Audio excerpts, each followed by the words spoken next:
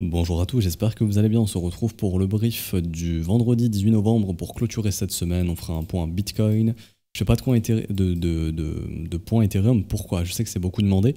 Parce qu'en fait, tout ce que je vais dire pour Bitcoin à l'heure actuelle, c'est valide pour Ethereum. Les deux sont très corrélés, ont les mêmes, enfin pas les mêmes ranges, mais sont dans des mêmes conditions de marché. Donc tant que Bitcoin ne prendra pas de résolution, sauf si Ether se décorrèle vraiment beaucoup, il n'y aura pas de direction qui sera prise par Ethereum. Du coup, tout ce que je vais dire pour Bitcoin sera applicable à Ether. Il faudra attendre très probablement une direction du BTC pour pouvoir avoir une direction sur Ethereum.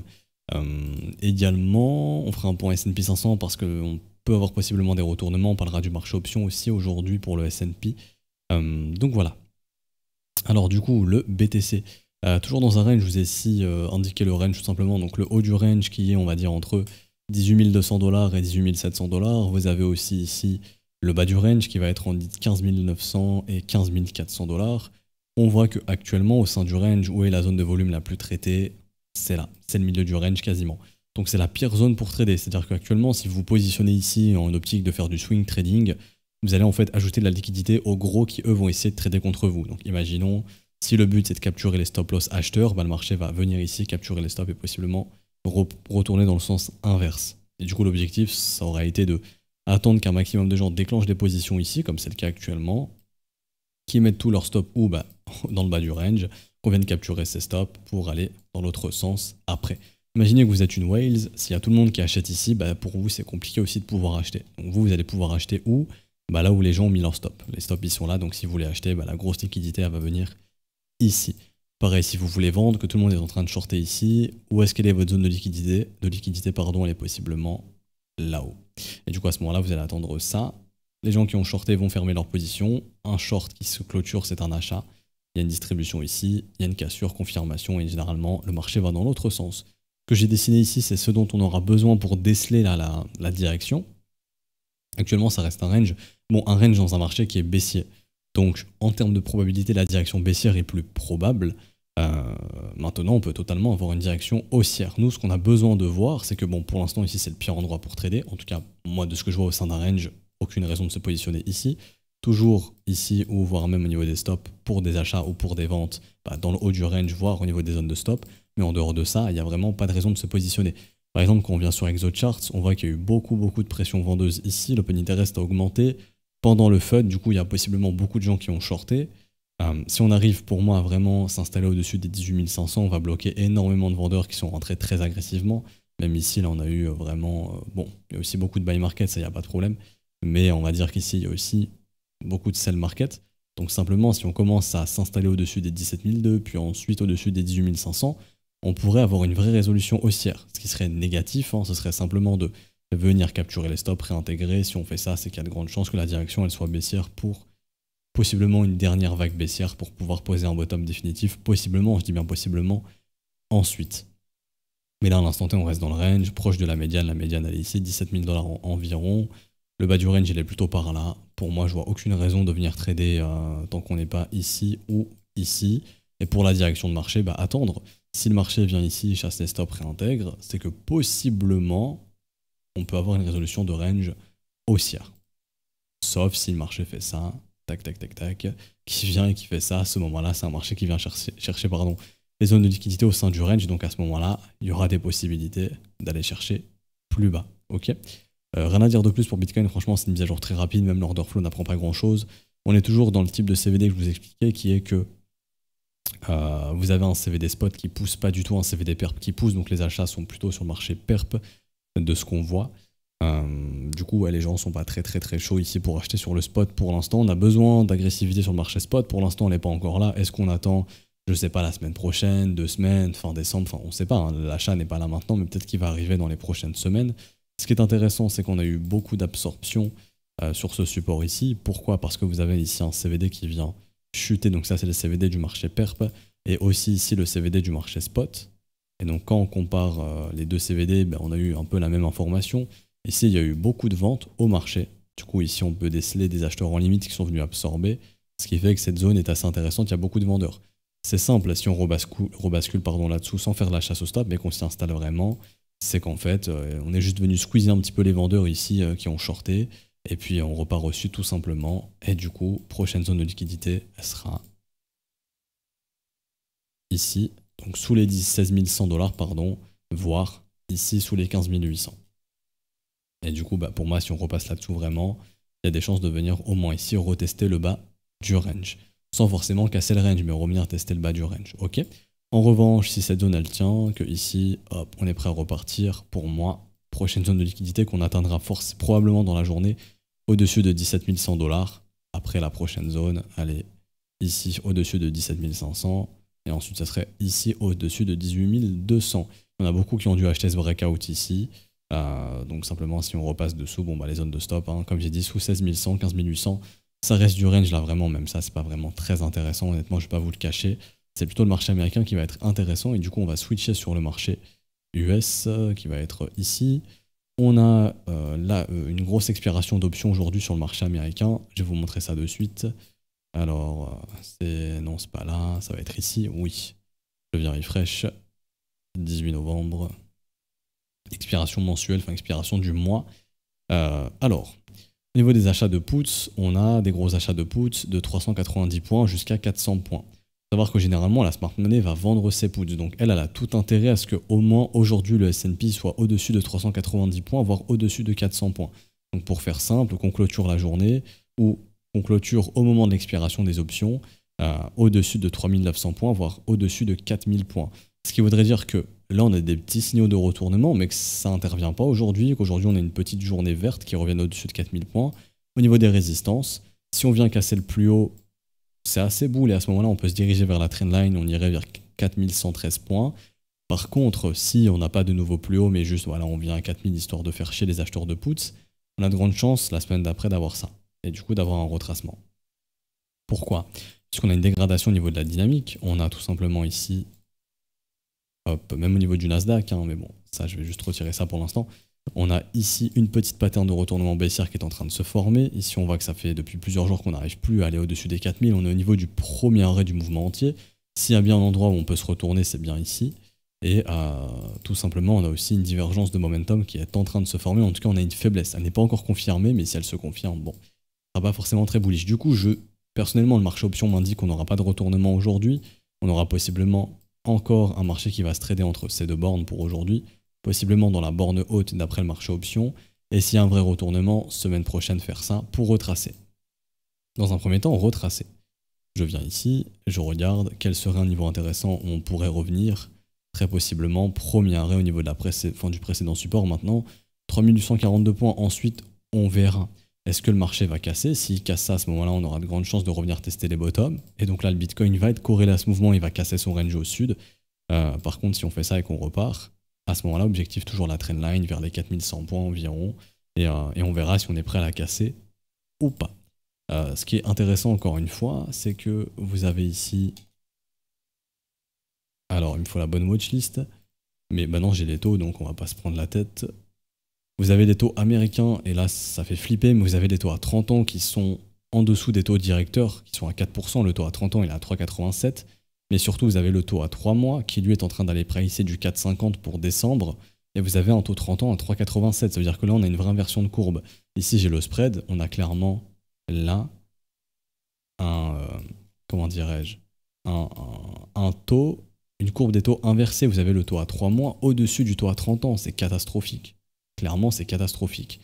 En zone euro, ici pour le coup, ça commence aussi à être le cas, où le taux 30 ans il est sous le taux directeur, c'est-à-dire que le taux 30 ans actuellement en Europe, il est en dessous de 2% normalement si je dis pas de bêtises. Mince, c'est là. Du coup on regarde, là j'ai des taux européens. Le taux directeur il est à 2, le taux à 30 ans il est à 1,94, ça pareil, c'est risque de récession aussi si ça dure comme ça. Donc c'est très négatif, c'est catastrophique même. Du coup, comment avoir des méga tendances haussières sur les indices américains et sur les indices européens avec une courbe des taux inversée? Très bizarre. Pour ça que il y a des chances que bon le top puisse être ici. Ok, maintenant un truc qui m'indique que possiblement peut-être c'est pas le top, il est pas là, peut-être qu'il sera plus haut. Pourquoi? Parce qu'on a JP Morgan qui a dit oui, ça serait le temps de prendre des profits depuis ce rallye haussier. Genre JP Morgan qui va dire aux gens de vendre ici. Très bizarre. Du coup, ça, c'est le seul truc suspect. Le fait aussi que les gens soient bearish sur l'euro et le GBP et qu'ils soient bearish aussi sur les indices européens m'invite à penser qu'on puisse pousser un petit peu plus que ça. Maintenant, techniquement, c'est les signes de retournement que ça se retourne, et JP Morgan aura fait un bon call, hein, à moins qu'on soit en train de faire ça, que du coup, on leur a dit de vendre ici, mais le marché va plus haut derrière. Ça peut être une éventualité. Et qu'on essaye de réaccumuler ce marché, pourquoi pas. Mais là où je veux en venir, c'est que bon, ici déjà, s'il y a bien un niveau où on doit se retourner, c'est là. S'il y a des patterns de retournement, ok, c'est bearish, on se retournera. Et à ce moment-là, bon, on reviendra tester les supports et on verra ce qu'il en est. Mais dans un monde où, comme j'ai dit, ça fait plusieurs jours ou semaines que je le dis, dans un monde où il y a une courbe des taux inversée, je m'attends pas du tout à ce que, bon, c'est bon, le bottom définitif, il est là, to the moon, on est reparti, allez, on reprend le bull market. Non. Un piège, si c'est un mouvement haussier, du coup des retours même dans les zones de rechargement de short, voire même comme Bitcoin, un fake ATH pour aller faire ça derrière, m'étonnerait pas, mais qu'on soit déjà de nouveau en train de déclencher un nouveau marché haussier parce que la hausse des taux est ralentie, ça j'y crois, mais j'y crois moyen. J'y crois moyen. Et hier, il y a une bombe qui est tombée où on nous dit... comment il s'appelle, mince, j'ai oublié. Je vais vous redire son nom. Alors... 2 petites secondes, je suis en train de retrouver ça. Oui, Jim Bullard qui dit en gros, on aura probablement... Enfin, on pourrait augmenter les taux probablement au-dessus des 7%. Savoir qu'actuellement, l'objectif, il était plutôt entre 4 et 5. Hein. Donc là, ça voudrait dire qu'aux US, le taux directeur, il est à 7. Si le taux à 30 ans, il suit pas, il y aura vraiment une courbe des taux vraiment mais éclatée, en fait, si je puis dire. Et à ce moment-là, comment ne pas avoir une récession dans un marché où les banques empruntent aux banques centrales à 7 et peuvent prêter de l'argent à beaucoup moins. Enfin, genre à très, très peu de différence. Par exemple, ici, le taux d'emprunt à 30 ans aux US, il est à 6,60 environ. Le taux directeur, il est à 4. Ce qui veut dire que techniquement, la banque, elle va emprunter aux banques centrales à 4%, et elle peut prêter cet argent à des clients à 6,60 environ sur 30 ans. Donc il y a toujours une marge de bénéfice. Mais cette marge de bénéfice se réduit, tout simplement. Elle est vraiment en train de se réduire. Si on compare par exemple, je sais pas moi. Alors, où est-ce que je peux vous indiquer tout ça? Du coup, ici en fait. Mais regardez, on fait un truc tout con. Hein.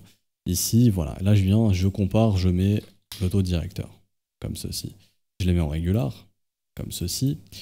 Alors, à l'époque, en 2021 par exemple, ou si on prend, imaginons, hein, ici en 2013, la banque, elle va emprunter à la banque centrale à environ 0,24% et le taux à 30 ans est environ à 4,50. Donc là, on est bien d'accord que la marge de bénéfice est exceptionnelle. Vous pouvez prêter de l'argent à n'importe qui, à ce moment-là, il n'y a pas de problème. Si on prend ici par exemple, voilà, on est en gros, l'écart il est comme ça.